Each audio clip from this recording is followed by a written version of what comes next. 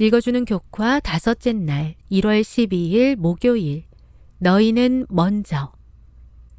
성경은 예수님에 대해 이렇게 설명한다. 보통 사람들이 그분의 말을 즐겁게 듣더라. 마가복음 12장 37절. 예수님을 따르며 그분의 말씀을 들었던 큰 무리의 사람들은 대부분 이 계층에 속한 사람들이었다. 그들이 오병이어의 기적을 경험했으며 산상보훈의 말씀을 들었던 사람들이었다. 예수님께서 그들에게 말씀하셨다. 나는 너희가 가족을 부양하기 위해 애쓰고 있다는 것을 안다. 매일 필요한 음식과 음료, 매일 입을 옷에 대해 염려하고 있다는 것을 안다. 하지만 일단 내 말을 들어보거라. 마태복음 6장 25에서 33절을 읽어보라. 여기에 무엇이 약속되어 있으며 그 약속을 받기 위해 사람들은 무엇을 해야 하는가? 하나님의 약속들 대부분은 쌍방적 계약의 요소들을 포함하고 있다. 이 말은 축복을 받기 위해 우리가 할 일이 있다는 것이다. 이사야 26장 3절을 읽어보라. 주께서 심지가 견고한 자를 평강하고 평강하도록 지키시리니 이는 그가 주를 신뢰함이니이다.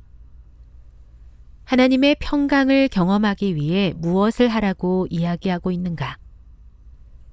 요한일서 1장 9절을 읽어보라. 만일 우리가 우리 죄를 자백하면 그는 미쁘시고 이로사 우리 죄를 사하시며 우리를 모든 불의에서 깨끗하게 하실 것이요. 우리가 죄를 자백하면 예수님께서 무엇을 해 주시는가? 역대하 7장 14절을 읽어보라. 내 이름으로 일컫는 내 백성이 그들의 악한 길에서 떠나 스스로 낮추고 기도하여 내 얼굴을 찾으면 내가 하늘에서 듣고 그들의 죄를 사하고 그들의 땅을 고칠지라. 여기 기록된 하나님의 제안 중에 우리가 할 일과 하나님이 하시겠다고 하신 일은 무엇인가?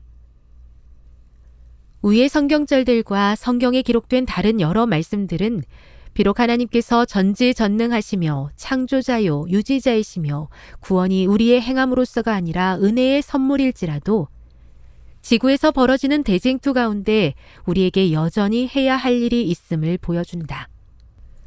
우리에게 부여된 거룩한 자유의지와 자유로운 선택의 선물을 사용하여 성령님의 역사하심에 반응함으로 하나님의 명령에 순종하기로 선택해야 한다. 하나님께서 축복과 생명을 제공하실지라도 우리가 저주와 죽음을 선택할 수 있다. 그렇기 때문에 하나님께서는 이렇게 말씀하신다. 너와 내 자손이 살기 위하여 생명을 택하라. 신명기 30장 19절. 교훈입니다.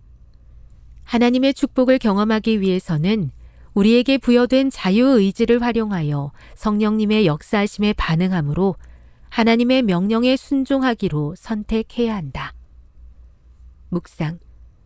우리는 다른 것들을 구하지만 예수님께서 우리에게 다른 어떤 것보다 먼저 그의 나라와 그의 의를 구하라고 하신 뜻을 묵상해 보십시오.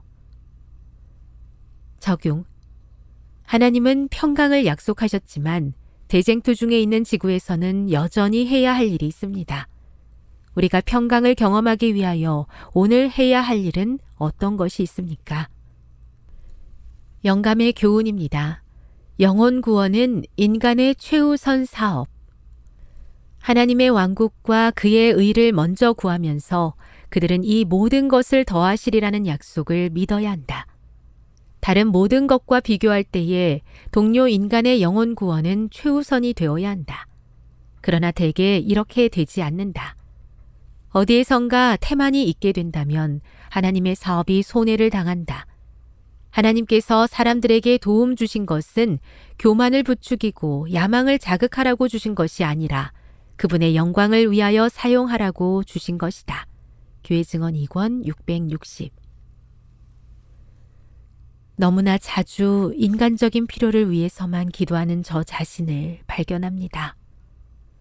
가장 중요한 것이 무엇인지 분별할 수 있는 영적 안목을 주시고 하나님의 나라와 의를 먼저 구함으로 더 많은 것을 준비하고 계신 하나님의 축복을 경험하게 해 주시옵소서.